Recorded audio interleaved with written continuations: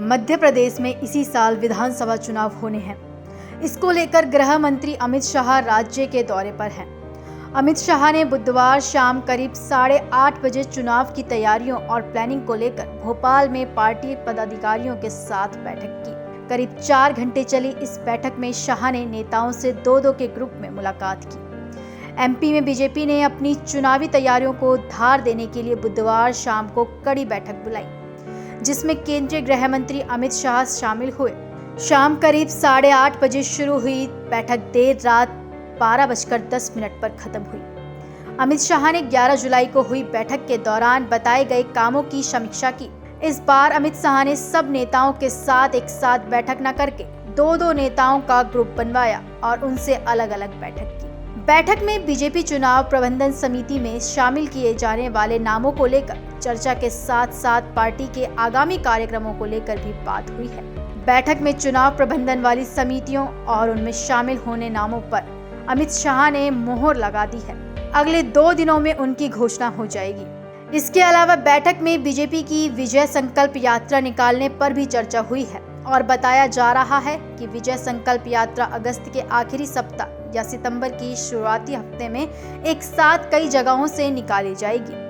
बैठक में विधानसभा चुनाव के लिए बीजेपी के बड़े नेताओं का प्रवास कार्यक्रम क्या रहेगा और किस नेता को क्या जिम्मेदारी देनी है, इस पर भी चर्चा हुई और माना जा रहा है कि जल्द ही बीजेपी के मंत्रियों, सांसदों और विधायकों को पूरे मध्य प्रदेश में अलग अलग स्तर पर प्रचार और चुनाव प्रबंधन के लिए तैनात किया जाएगा। नाराज नेताओं को मनाने की हिदायत अमित शाह ने बीजेपी एमपी इकाई से 2 टूक कहा है कि हर साल में पार्टी के नाराज नेताओं को मनाना ही होगा और उनकी नाराजगी दूर करने के साथ यह संदेश हर कार्यकर्ता और नेता तक पहुंचाना है कि एकजुट होकर लड़ने पर ही जीत मिलेगी और सरकार बनी तो सबका ध्यान भी रखा जाएगा। शाह ने बड़े नेताओं को भी कार्यकर्ताओं के बीच जाकर उनकी नाराजगी दूर करने को कहा, क्योंकि आला कमान को ऐसा लग रहा है कि बड़े नेता और कार्यकर्ता एक दूसरे से डिस्कनेक्ट हो गए हैं। दूसरी सबसे बड़ी बात यह है कि शाह ने नेताओं को साफ कर दिया है कि सिफारिश से टिकट नहीं मिलेगी, बल्कि परफॉर्मेंस के आधार पर ही टिकट वितरण होगा। जिताऊ प्रत्याशी के चयन में पूर्व मंत्री, विधायक या नए चेहरे पर भी पार्टी दांव चला सकती है। इसके अलावा उन्होंने नेताओं को टिकट वितरण में परिवारवाद से दूर रहने की सलाह भी दी है। बताया जा रहा है कि अमित शाह ने बीजेपी नेताओं को एकजुट होकर चुनाव लड़ने की समझाइश देते हुए कहा कि सभी नेता आपस में सामंजस्य बनाकर पार्टी को चुनाव में और मजबूत करें।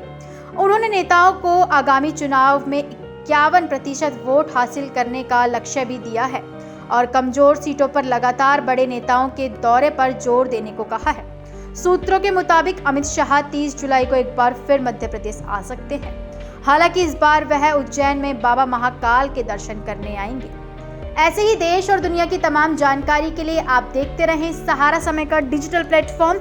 अगर आपको मेरा ये वीडियो पसंद आया है तो अपने दोस्तों के साथ शेयर करना बिल्कुल ना भूलें।